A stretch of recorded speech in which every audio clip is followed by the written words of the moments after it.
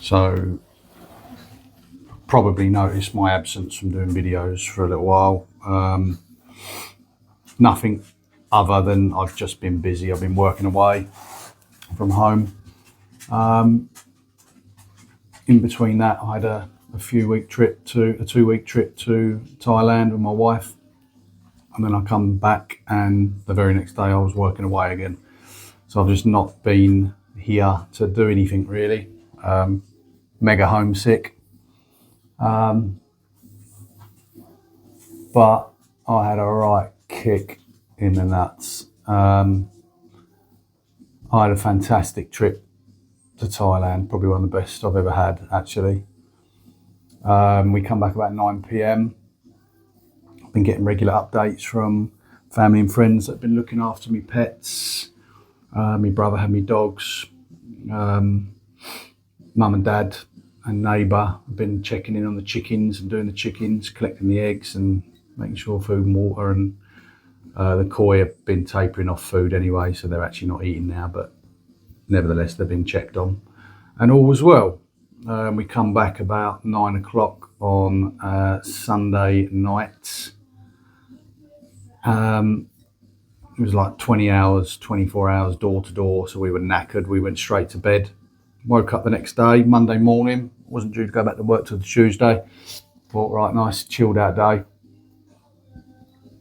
My first thought was, I want to go see the girls, go and see the chickens, because I've not seen them for 2 weeks, and I'd worked away for a week before that, and I come back the day before I was due to leave to Thailand in the dark, and I left for Thailand in the dark. So it's been over 3 weeks since I'd actually seen them. So I was itching to get out there and see them. And I walked up my garden path and all I could see was feathers, just absolutely everywhere. And I just knew, before I even got there. A fox had got into the coop. I built this thing with foxes in mind. 95% of the perimeter is surrounded by concrete, so I knew they wouldn't be able to dig in, and fence panels, part of it's in a shed.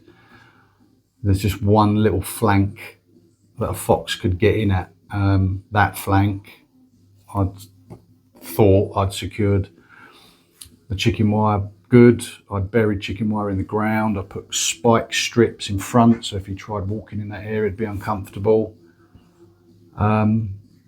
He actually got in about 5 foot high, sort of up to here on me, and just must have just smashed the mesh so much that it gave way from the fixings, and he got an opening and he got in. He killed them all the chicks, Truffle, the mum. He killed them all.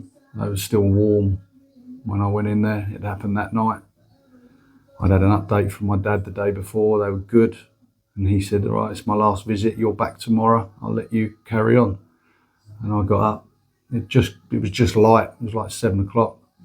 And the first thing I did was went out there. Done them all, every one of them.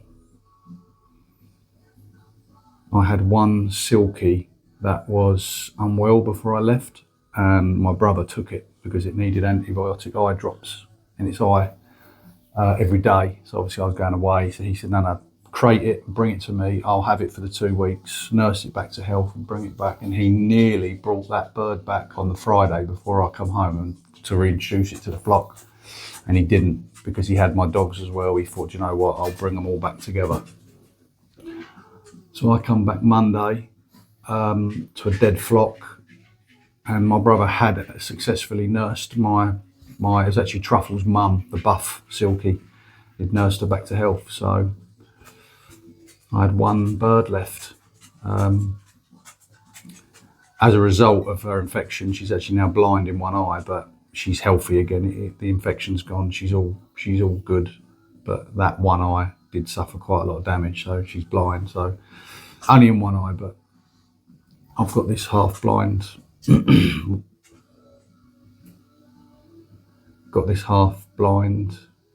Silkie all on her own. So, I mean, if any, I know the ones that have followed the birds, followed the chickens and my videos from the beginning. There's a certain few of you that I'd named a few of the birds after, Lottie, Jenny and Stella. None of them made it. It got them all. And do you know what the worst thing was about it?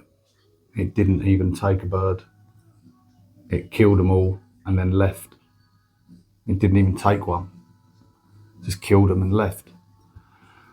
It done it in the night. I can't imagine the fear that was going through their little heads. Just can't see what's happening. They're getting attacked, and this thing's obviously gone on a frenzy in there. But the protective side of me really wants to get the fox. It really does. It's futile. The fox population around here is enormous. Every day when I go out, I leave for work early. When I am working home about 4 AM, I'm out. And I see 3 or 4 foxes up my road every day, 3 or 4 up the next, and then 3 or 4 up the next road again. They're everywhere. Getting that one fox isn't going to solve anything. And probably, you know, in the long run, probably wouldn't make me feel any better anyway. So,